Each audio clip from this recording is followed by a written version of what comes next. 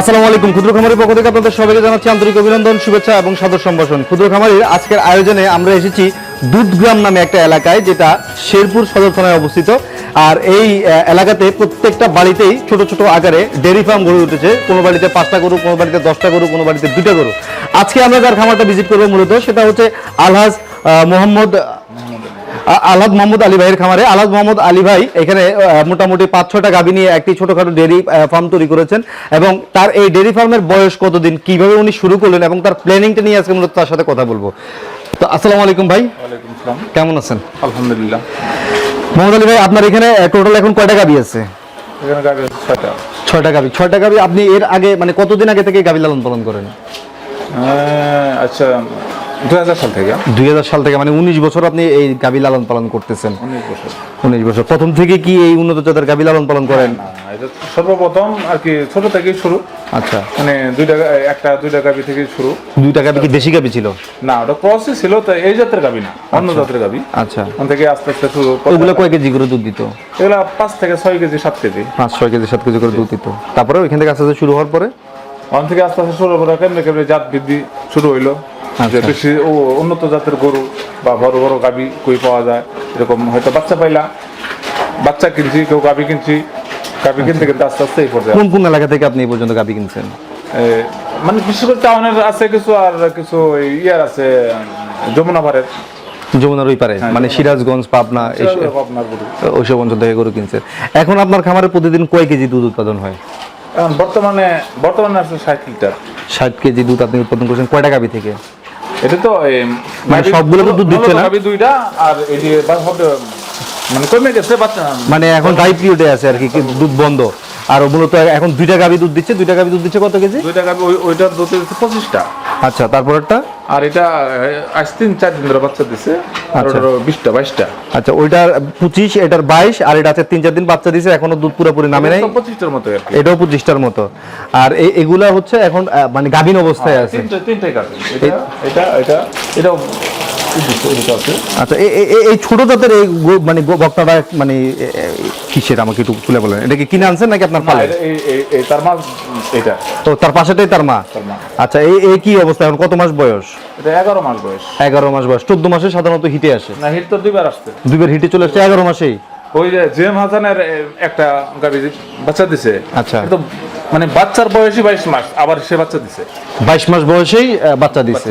আচ্ছা, মাশাআল্লাহ। আসলে এই ধরনের ঘটনা আসলে খুব কম দেখা যায়। তো আপনার মূলত এই গাভীগুলো থেকে ভবিষ্যৎ পরিকল্পনা কি?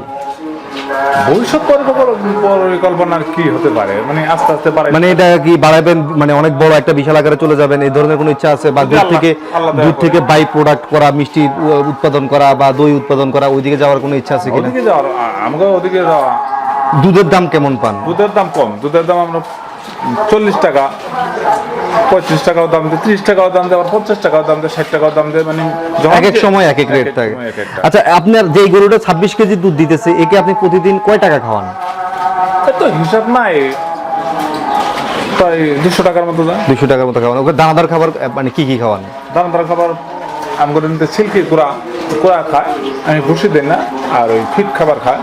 আচ্ছা, এটা ওই বাইপো। আচ্ছা, বাইপো খায় আর খুদি খায়। যেটা বলছিলাম সেটা হচ্ছে খুদের কি জাউ খাওয়ান? হ্যাঁ। কিন্তু খুদের জাউ খাওয়ানোটা কি মানে গরুকে কি খুদের জাউ খাওয়ানো উচিত না? তাহলে আপনি খাওয়াচ্ছেন যে? আমি যে খাওয়াচ্ছি ওই যে আমাদের ভুসি দিন না, দানাদার খাদ্য, মানে ডাইলের ভুসি, খেসারির ভুসি, ভুট্টার গোড়া, এইসব তো খায় না, তার জন্য ওই খুদিটা খায়। আচ্ছা, পানিটা ঠিক মতো খায়।